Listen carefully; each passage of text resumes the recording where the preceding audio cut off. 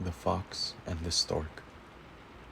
A fox one day invited a stork to dine with him, and wishing to be amused at his expense, put the soup which he had for dinner in a large flat dish, so that while he himself could lap it up quite well, the stork could only dip into the tips of his long bill. Some time after, the stork, bearing his treatment in mind, invited the fox to take dinner with him. He, in his turn, put some minced meat in a long and narrow-necked vessel, into which he could easily put his bill, while Master Fox was forced to be content with licking what ran down the sides of the vessel. The fox then remembered his old trick, and could not but admit that the stork had well paid him out. The Lioness and the Fox.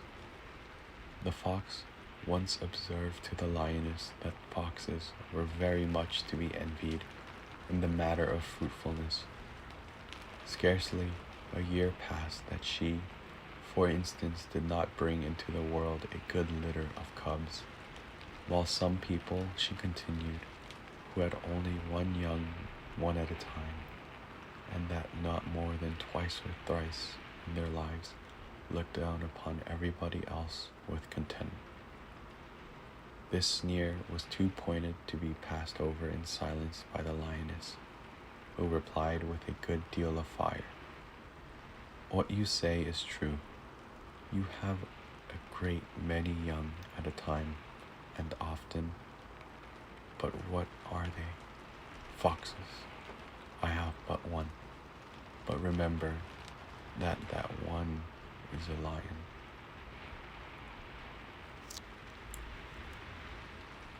The Fox and the Goat. A fox and a goat once journeyed together. The goat was a simple creature, seldom seeing beyond his own nose, while the fox, like most of his kind, was a master of knavery. They were led by thirst to descend a deep well, and when they had both drunk freely, the fox said, "Now, Master Goat, what shall we do?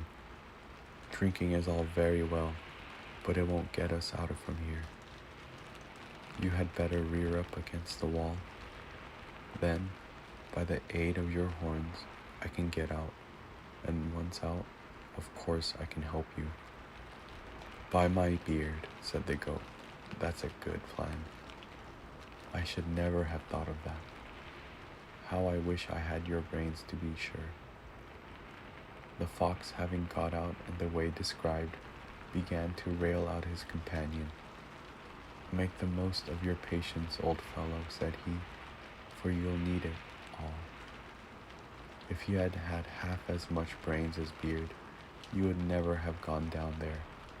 I am sorry that I can't stay longer with you, but I have some business that must be seen to. So, goodbye."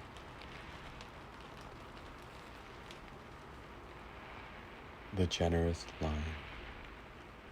A lion, having pulled down a bullock, stood over it, lashing his sides with his tail. A robber who was passing by stopped and impudently demanded half shares. "You are always too ready to take what does not belong to you," answered the lion. "Go your way. I have nothing to say to you." The thief saw that the lion was not to be trifled with, and went off. Just then, a traveler came up, and seeing the lion, modestly and timorously withdrew. The generous beast, with a courteous, affable air, called him forward and, dividing the bullock in halves, told the man to take one, and in order that he might be under no restraint, carried his own portion away into the forest.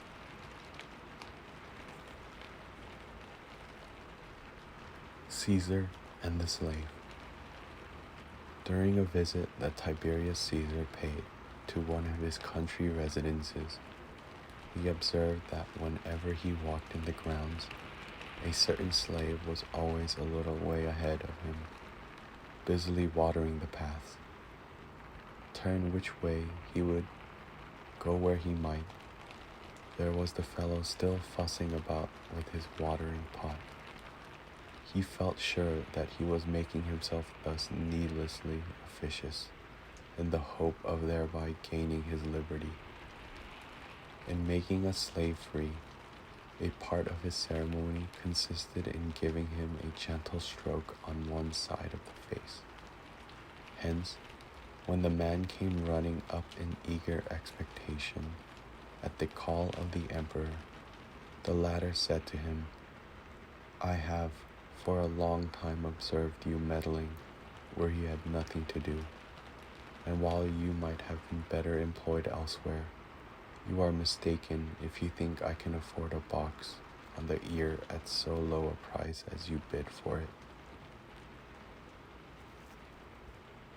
The Travelers and the Bear. Two men about to journey through a forest agreed to stand by one another in any dangers that might befall.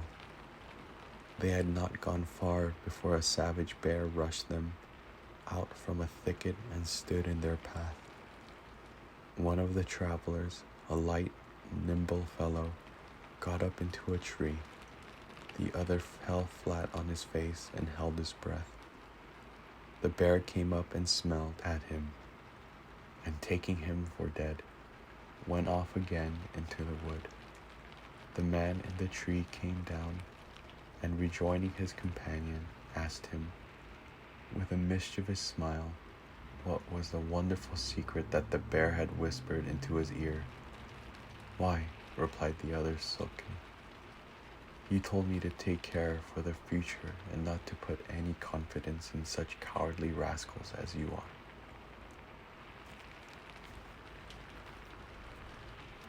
The Sow and the Cat.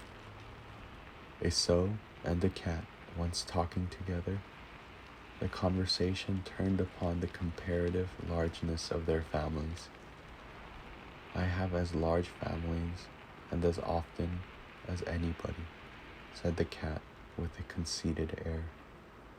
Aye," grunted the sow, "that may be, but you are always in so much haste about it that you bring your kittens into the world blind."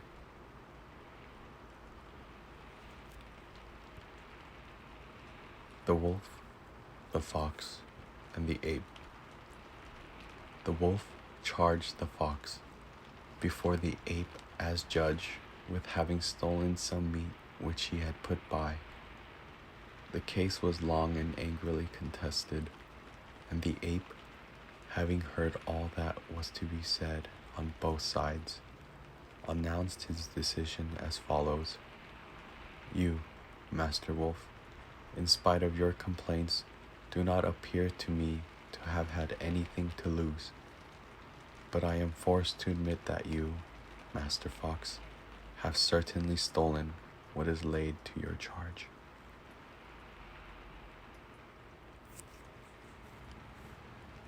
The Boy and His Mother. A little boy who went to school stole one of his schoolfellow's books and took it home. His mother, so far from correcting him, took the book and sold it, and gave him an apple for his pains. In the course of time, the boy became a robber, and at last was tried for his life and condemned. He was led to the gallows, a great crowd of people following, and among them his mother, bitterly weeping. He prayed the officers to grant him the favor of a few parting words with her, and his request was freely granted. He approached his mother, put his arm round her neck, and making as though he would whisper something in her ear, bit it off. Her cry of pain drew everybody's eyes upon them, and great was the indignation that at such a time he should add another violence to his list of crimes. "Nay, good people," said he, "do not be deceived. My first theft was of a book. which I gave to my mother. Had she whipped me for it, instead of praising me, I should not have come to the gallows now that I am a man.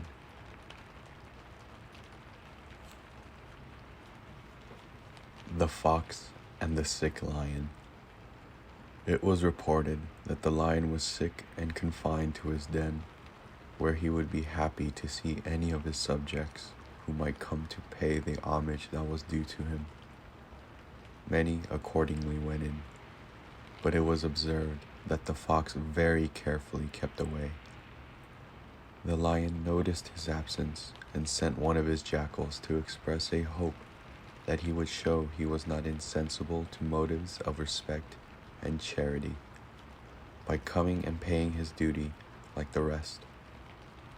The fox told the jackal to offer his sincerest reverence to his master, and to say that he had more than once been on the point of coming to see him, but he had in truth observed that all the footprints at the mouth of the cave pointed inwards and none outwards, and not being able to explain that fact to his satisfaction, he had taken the liberty of stopping away.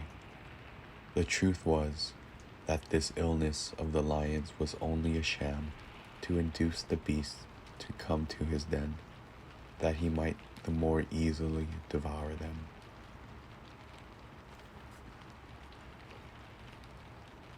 The Ass and the Little Dog.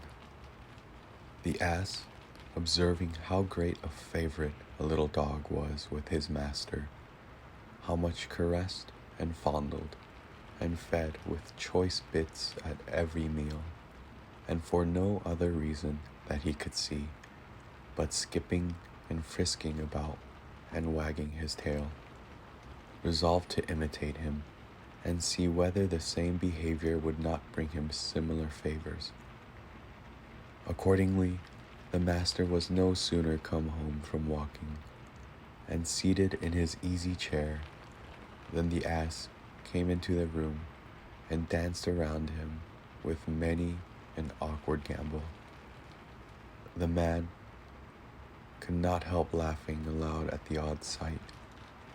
The joke, however, became serious when the ass, rising on his hind legs, laid his 4 feet upon his master's shoulders and braying in his face in the most fascinating manner, would fain have jumped into his lap. The man cried out for help, and one of his servants running in with a good stick laid it unmercifully on the bones of the poor ass, who was glad to get back to his stable. The Sheep Biter. A certain shepherd had a dog in whom he placed such great trust that he would often leave the flock to his sole care. As soon, however, as his master's back was turned, the cur, although well fed and kindly treated, used to worry the sheep, and would sometimes kill one and devour a portion. The man at last found out how much his confidence had been abused, and resolved to hang the dog without mercy.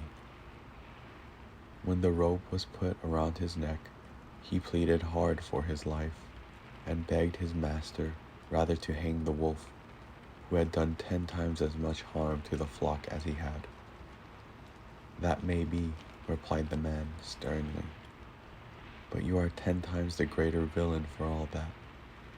Nothing shall save you from the fate which your treachery deserves."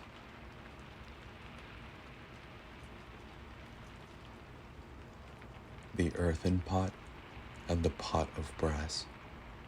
A river, having overflowed its banks, 2 pots were carried along in the stream, one made of earthenware and the other of brass. "Well, brother, since we share the same fate, let us go along together," cried the brazen pot to the earthen one. "No, no," replied the latter in a great fright. "Keep off whatever you do, for if you knock against me, or I against you, it will be all over with me. To the bottom I shall go."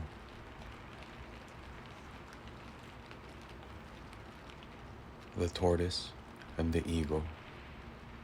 A tortoise, weary of crawling about on the ground at a snail's pace, desired to fly in the air like the birds, and gave out that if any bird would take him up in the clouds and show him the world, he would tell him in return where to find treasures hid in the earth. The eagle thereupon did as he wished, but finding that the tortoise could not keep his word, carried him up once more and let him fall on a hard rock, where he was dashed to pieces. The Two Crabs. "My dear," called out an old crab to her daughter one day, "why do you sidle along in that awkward manner? Why don't you go forward like other people?" "Well, mother," answered the young crab, "it seems to me that I go exactly like you do. Go first and show me how, and I will gladly follow."